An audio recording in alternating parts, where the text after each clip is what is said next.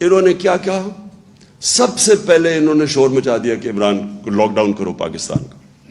ان کی سب کی سٹیٹمنٹس ہیں کہ عمران خان کے اوپر ایف آئی آر کاٹ دو, یہ لاک ڈاؤن نہیں کر رہا. ان کی اسمبلی میں سٹیٹمنٹس ہیں. بلکہ انڈیا کی تعریفیں شروع کر دی. جو نریندر مودی نے وہاں کرفیو لگایا تھا اس کی تعریفیں کرنی شروع کر دیں گے. وہ دیکھو کتنا اچھا کام کر رہا اور یہاں کو لاک ڈاؤن نہیں لگ رہا. کیونکہ انہوں نے کبھی غریب کا سوچا ہی نہیں ہے.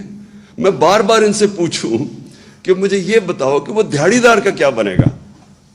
یہ اسد وہ این سی او سی میں تب یہ تھا تو ہماری کیا آرگیومنٹس, کیا ہم ڈسکشن ہوتی تھی. پہلے تو آپ سوشل ڈسٹنس کی بات کر رہے ہیں. ہمارے یہاں کچی آبادیوں کے اندر 10-10, 8-8 لوگ ایک کمرے میں ہیں. وہ کدھر سوشل ڈسٹنسنگ ہوگی.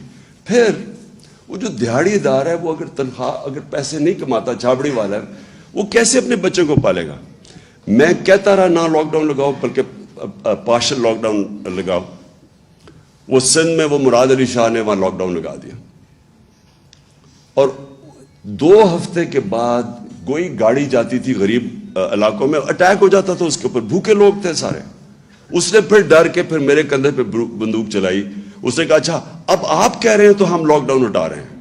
کیونکہ وہ ڈرا ہوا تھا کہ اگر وہ ہاسپٹل میں زیادہ لوگ آ گئے تو پھر میرے اوپر وہ بلیم کرے گا. لیکن میں صرف اسے ایک مینٹل ایٹیٹیوڈ آپ کی بتانا چاہتا ہوں کہ ان کے کبھی بھی ذہن میں عام آدمی نہیں تھا. انہوں نے سوچا ہی نہیں کہ عام آدمی کیسے گزارا کرے گا. دہاڑی دار ہے, یہ ہے, کتنے لوگ ہیں. ہمارا جو لیبر ہے وہ زیادہ تر تو انفارمل سیکٹر میں ہے, اس کی تو کوئی رجسٹریشن ہی نہیں ہے. تو آپ کیسے ان کی مدد کریں گے. اس لیے مجھے کہتے ہیں جی وہ دیکھو چائنا نے کیا کیا تھا. ووہان سٹی میں جب چائنا نے لاک ڈاؤن لگایا تھا ایک گھر پہ کھانا پہنچایا تھا انہوں نے. تو ہمارے پاس تو تھا ہی نہیں. تو لہٰذا جب ہم اس ساری چیز سے نکلے, میرا ایمان اللہ میں ہے کہ وہ ہمیشہ جب ایک غریب کی آواز بھی سنتا ہے, اس کی دعا بھی سنتا ہے, اس کی تکلیف بھی سنتا ہے. وہ جب آپ اپنے لوگوں کو کرش کرتے ہیں, سوچتے ہی نہیں ہیں اب آئی ایم ایف یہ کہہ رہا ہے تو چلو یہ کر دو. انہوں نے آتے ساتھ ہی جتنے سٹیپس اٹھائے ہیں, ایک دفعہ مجھے بتائیں کہ ایک عام آدمی ان کی ذہن میں فیچر کیا کہ آج یہ ابھی جو فگرز بتائی ہیں ثاقب نے جو کہ 45% اگر کنزیومر پرائس انڈیکس, میننگ کہ وہ کھانے پینے کی چیزیں جو عام آدمی کو افیکٹ کرتی ہیں, جو بجلی ہے جو عام آدمی کو افیکٹ, انہوں نے سوچا کہ اس کے اوپر کیا گزر رہی ہے.